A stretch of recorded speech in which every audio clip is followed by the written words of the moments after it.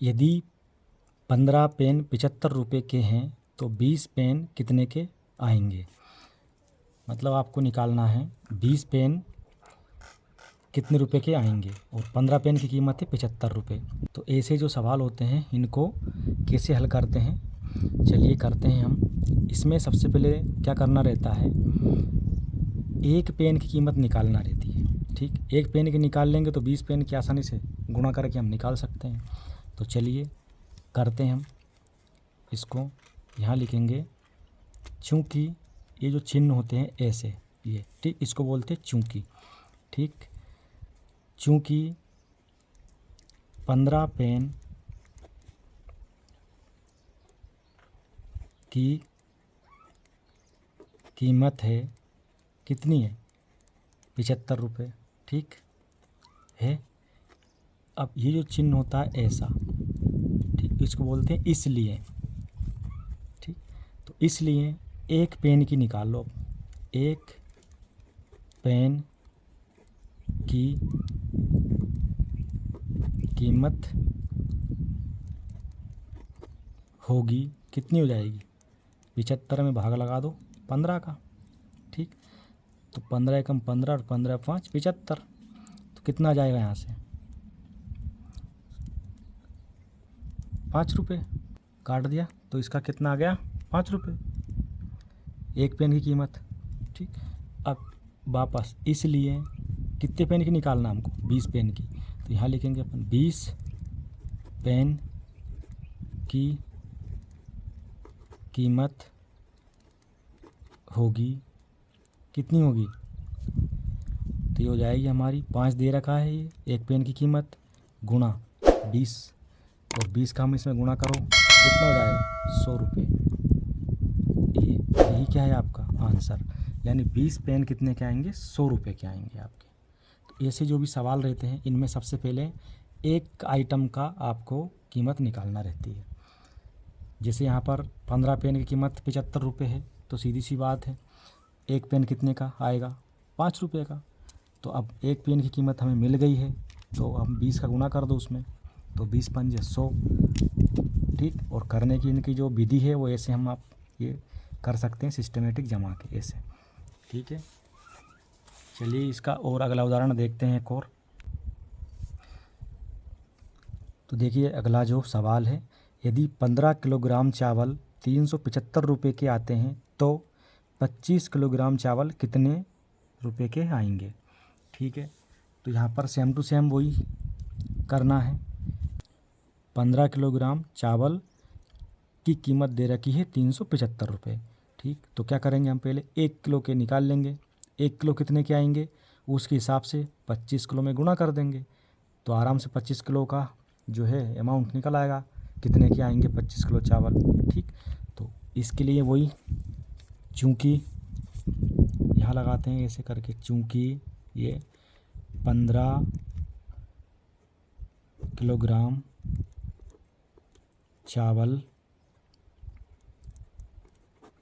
आते हैं कितने में आते हैं 375 रुपये में, इसलिए 1 किलो का निकालना हमको, इसलिए 1 किलोग्राम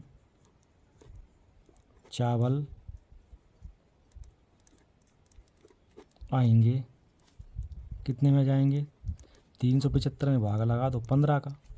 ठीक, तो 15 एकम 15, और देखो 15 दूनी 30, 7 बचा, और ये हो गया 75, 15 5 75, तो ये 15 से कट गया 25 आ गया। ठीक, तो यहाँ पर आ जाएगा आपका ये 25 रुपये। ठीक है, यानी 1 किलोग्राम चावल की जो कीमत है वो कितनी है 25 रुपये। ठीक है, अब 20 किलो का हम निकाल लेंगे, सॉरी 25 किलो का अब हम निकाल लेंगे, है ना। तो इसलिए 25 किलोग्राम चावल आएंगे कितने के आएंगे 25 गुणा 25, क्यों 25 किलो और 25 रुपये के 1 किलो आते हैं।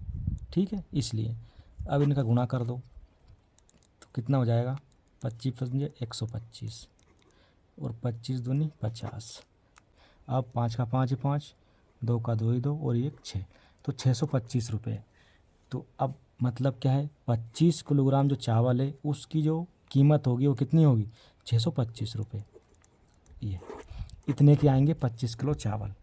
ठीक, कैसे निकाला हमने, पहले क्या करा हमने, जो दे रखा था 15 किलोग्राम चावल कितने के आते हैं, 375 रुपये के।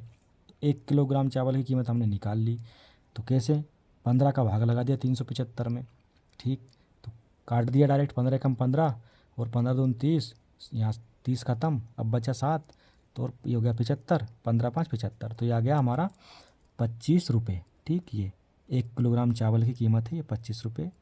ठीक है, अब इस 25 का क्या करेंगे हम, गुणा। देखिए, इसलिए 25 किलोग्राम चावल आएंगे, कितने के आएंगे, 25 गुणा 25। ये 25 किलोग्राम चावल चाहिए और उसका भाव कितना है, 1 किलो का 25 रुपये, तो गुणा करा, कितना है, 625 रुपये।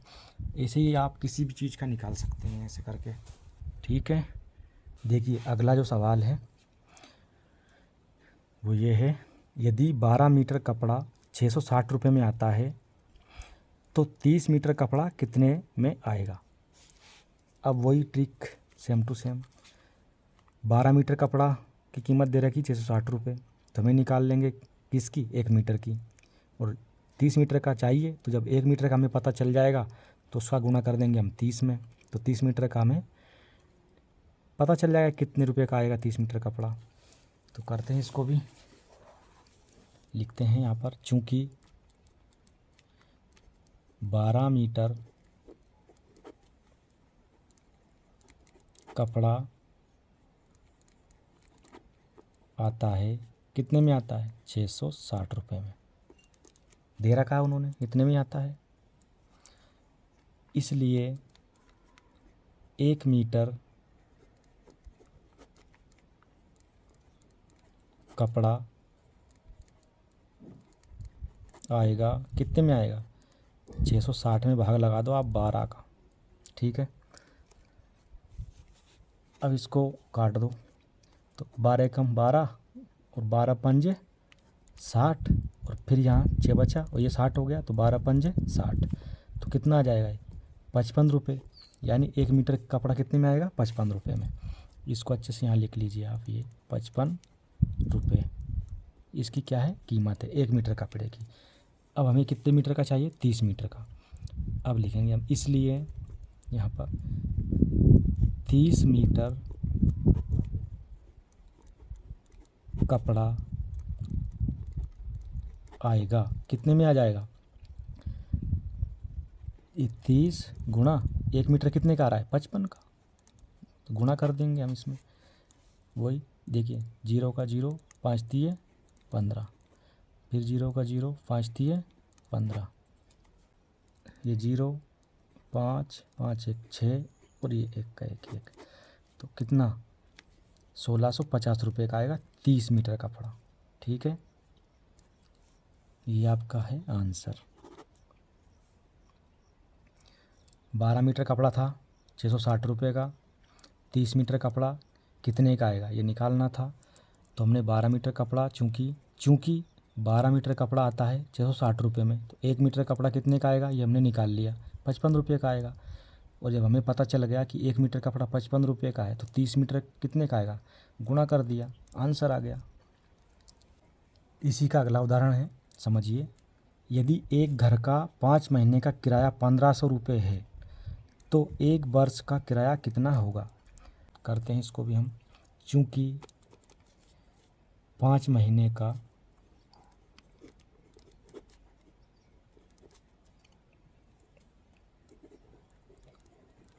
किराया है, कितना है, 1500 रुपये, इसलिए वही 1 महीने का निकाल लेते हैं हम, 1